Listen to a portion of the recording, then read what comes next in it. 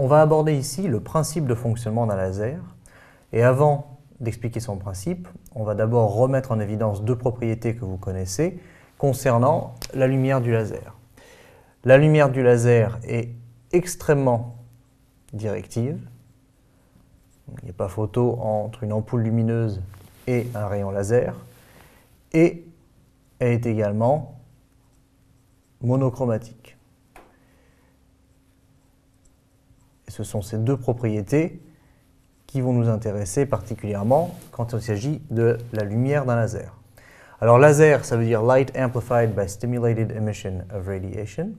Et Stimulated Emission, ça signifie que la partie centrale du fonctionnement du laser, eh bien, c'est l'émission stimulée dont on a déjà parlé. L'émission stimulée, c'est lorsqu'un atome est dans un état excité, eh bien, on peut le faire passer à un état d'énergie plus faible, à condition qu'un photon incident ait exactement la même énergie que la différence d'énergie entre les deux niveaux. Et dans ce cas-là, l'atome qui voit son énergie diminuer, eh bien, émet un photon jumeau. Et donc, à partir d'un photon incident, on a deux photons jumeaux. Et on a dit que si on répète cette expérience, eh bien, on peut obtenir de nombreux photons jumeaux. Voilà, ici, on en aurait 4, etc. Et ça, c'est l'émission stimulée. Alors, en théorie, c'est très bien. Ça nous permet d'avoir des photons jumeaux et d'avoir une lumière très directive et monochromatique.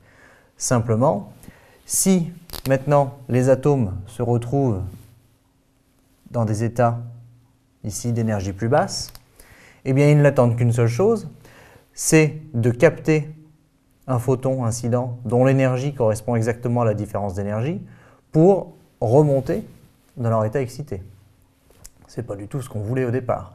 Et d'un autre côté, il faudrait que l'on ait beaucoup d'atomes excités pour que ceux-ci puissent descendre d'un niveau d'énergie ou plusieurs et émettre un photon jumeau. Donc le problème qui se pose, c'est le problème des atomes une fois qu'ils sont désexcités. Et il faut en permanence en fait, les réexciter. Alors on va les recycler et on va leur permettre de revenir à leur niveau d'énergie excitée ici.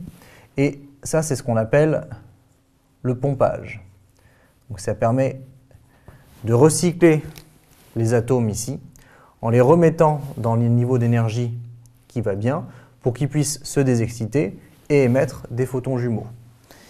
Alors ensuite, ces photons jumeaux, eh bien, on va les piéger dans une cavité, alors qu'on va représenter comme ceci.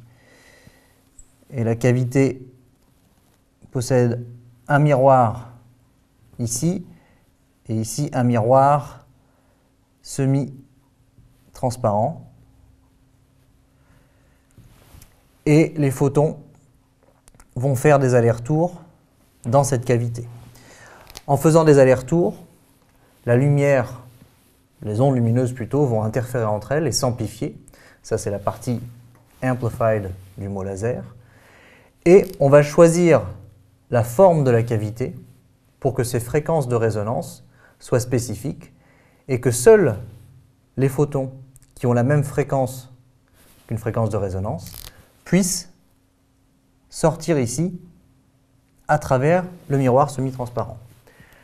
Alors, souvenez-vous que l'énergie d'un photon dépend uniquement de sa fréquence.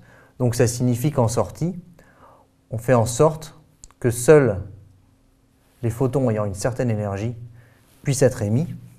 Et ça nous donne une lumière extrêmement directive et monochromatique.